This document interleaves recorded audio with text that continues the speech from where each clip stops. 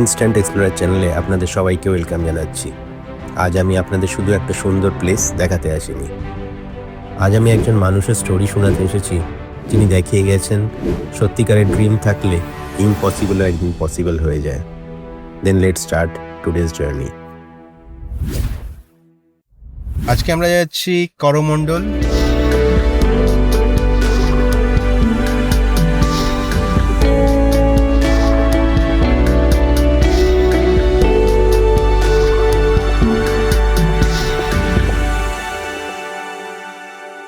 Your trip, you four?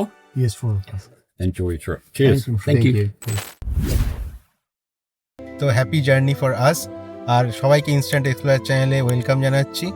আর আমার সাথে আছে ভাই, মা, আর এই হচ্ছে সঞ্জয়দা ড্রাইভ করছে। লাগাতার এতদিনের প্রচণ্ড ঠান্ডার পরে আজকে ব্রাইট সানি ওয়েদার, আর বেশ প্রচণ্ড গরম, কিন্তু খুব পজিটিভ একটা ভাইব রয়েছে ওয়েদারের মধ্যে। তো আমরা সবাই মিলে বেরিয়ে পড়েছি। এটা হচ্ছে মোটরওয়ে, আমরা মোটরের উপর উঠে গেছি। বেসিক্যালি নিউজিল্যান্ডে যারা থাকে তারা ঘরটাকে মোটরওয়ের কাছাকাছি রাখার চেষ্টা করে, কারণ এই মোটরওয়ে উঠেই সবাইকে সব জায়গায়, কাজের থেকে শুরু করে যে কোনো জায়গায় যেতে হয়। তো খুবই সুন্দর। আর রাস্তাগুলো কীরকম সেগুলো আমরা এখন ক্যাপচার করব, তো তোমরা দেখো কেমন লাগে।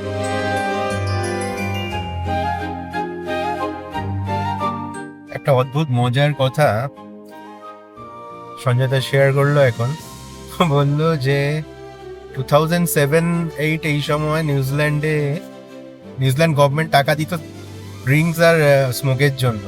তো এত প্রিভিলেজ দিত সেই সময়, তাই লোক সংখ্যা খুবই কম ছিল। হ্যাঁ, সেই সময় লোক সংখ্যা অনেকই কম ছিল। তো এখন পুরো কান্ট্রি সারপ্লাসে ছিল। তো এখন এত লোককে এখানে, রেফিউজি সবাইকে এখানে অনেক থাকার জায়গা করে দিয়েছে। তো এখন আস্তে আস্তে ইকোনমিটা অতটা স্ট্রং নেই। বাস আফটার কোভিড তো অনেকটা এফেক্ট করেছে, আফটার কোভিড। হ্যাঁ, ডেসপিসিয়েটে চলে গেছে। উই আর এক্সট্রিমলি লাকি, সঞ্জয়দা আমাদের সাথে আছে। আর হিউজ নলেজ নিউজিল্যান্ডের ওপর, অগাধ নলেজ আছে। তো ইচ অ্যান্ড এভরিথিং কত সুন্দর করে বুঝিয়ে দিচ্ছে কোথায় কি আছে না আছে। তো এতে কি ট্রাভেল জার্নিটা আরো বেশি ভালো হয়, আরো জানা যায়, এক্সপ্লোরের ইয়েটাকে একদম পুরো পরিপূর্ণতা পায়। সামনের ভিউটা মনে হচ্ছে উইন্ডোজের কোনো ওয়ালপেপার, আর আমরা তার মাঝখান দিয়ে যাচ্ছি। তো আমরা থেমসে এসেছি, এখান থেকে লাঞ্চ করব। ইন্ডিয়ান রেস্টুরেন্ট এখন আমরা লাঞ্চ করব, রয়্যাল কিচেন।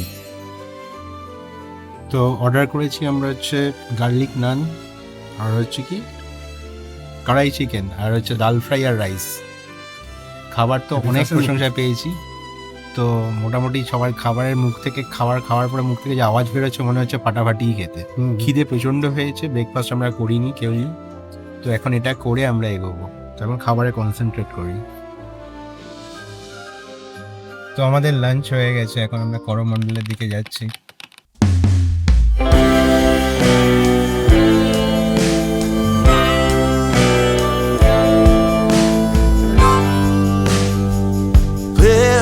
The bell,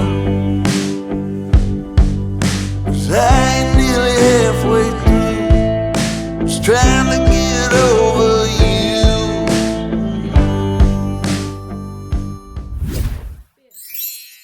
এখানে হচ্ছে ট্রেনের টিকিটটা পাওয়া যাচ্ছে, আর ট্রেনের টিকিটের নেক্সট আমরা এখন বাজে হচ্ছে 3:30, আর নেক্সট ট্রেনটা হচ্ছে 6টার সময়। তো এখান থেকে আমরা 4টে টিকিট নেব, $52 হচ্ছে পার পারসন। তো এখন আমরা টিকিট নেব। দারুণ প্লেস। এগুলো হচ্ছে হানি।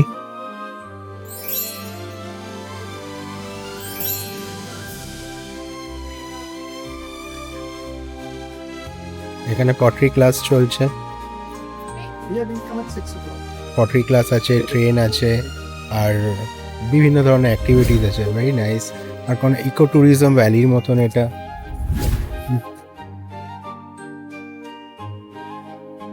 এটা আইসক্রিম পার্লার, কি সুন্দর সাজানো।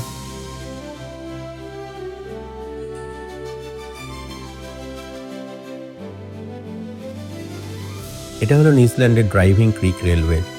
এই জায়গাটার ড্রিম দেখেছিলেন ব্যারি বিকল।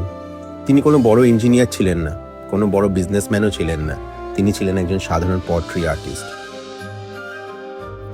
Hello. Enjoy your trip, you four. Yes, for Enjoy your trip. Cheers. Thank you. Thanks. In 1973 তিনি এখানে নিজের পট্রি স্টুডিও শুরু করেন।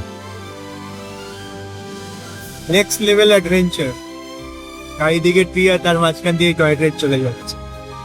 কিন্তু একটা বড় প্রবলেম ছিল, পাহাড় থেকে ক্লে আর উড নিচে নিয়ে আসা খুব কষ্টের ছিল। কিন্তু ব্যারি তার হাল ছাড়েননি। তিনি ভাবলেন প্রবলেম আছে মানে সলিউশনও আছে। সেই বিশ্বাস থেকেই ইন ইয়ার অফ 1975 তিনি নিজের রেলওয়ে বানানো শুরু করেন। শুরুতে এই ট্রেন শুধু মানুষের জন্য নয়, শুধু ক্লে আর কাঠ বহন করা হতো। আজ সেই ছোট্ট রেলওয়ে দেখার জন্য পৃথিবীর নানা দেশ থেকে হাজার হাজার ট্যুরিস্ট আসে।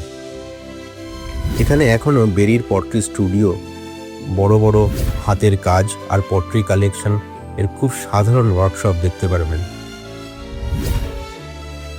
লাইন চেঞ্জ হয়ে গেল, এখানে আবার যে ড্রাইভার আছে সে উনি আবার পেছনের দিকে গিয়ে চালাবে যাচ্ছে। ট্রেনটা ধীরে ধীরে পাহাড়ের উপর উঠতে থাকে। পথে ছোট ছোট ব্রিজ, টানেল আর চারিদিকে সবুজ জঙ্গল পুরো যাত্রাটা খুব শান্ত আর সুন্দর করে তোলে। আজ এখানে এসে একটা কথাই মনে হলো, লাইফে বড় কিছু করতে গেলে বড় কিছু স্টার্ট করার দরকার হয় না, দরকার শুধু একটা ড্রিম, একটা পেশেন্স আর একটা নেভার গিভ আপ করার মানসিকতা। বেরি ব্রিকেল এই রেলওয়ে বানিয়েছিলেন শুধু নিজের কাজ সহজ করার জন্য, কিন্তু তিনি হয়তো ভাবতেই পারেননি একদিন তার সেই ছোট্ট ড্রিম সারা পৃথিবীর মানুষের ইন্সপিরেশন হয়ে উঠবে। আমাদের লাইফও ঠিক তেমনই। আজ আপনি ছোট্ট স্টেপ নিচ্ছেন, হয়তো একদিন সেটাই বড় সাকসেস হয়ে উঠবে।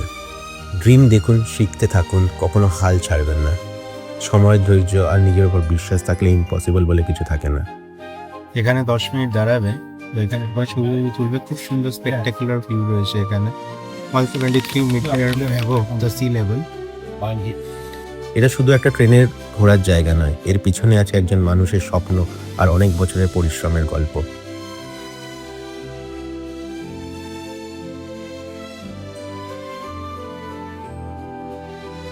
এখানে এখনো ব্যারি ব্রিকেলের পটারি স্টুডিও আছে। তার বানানো অনেক মাটির কাজ, পটারির চাকা, এগুলো সব এখানে ডিসপ্লে করা আছে। সবশেষে আমরা পৌঁছে যাই আইফেল টাওয়ারে। এখান থেকে পাহাড়, জঙ্গল আর সমুদ্র সব একসঙ্গে দেখা যায়। সত্যি অসাধারণ দৃশ্য। আর একটা বিষয় ভালো হলো, এখানকার আয়ের একটা অংশ গাছ আর বন সংরক্ষণের কাজে ব্যবহার করা হয়।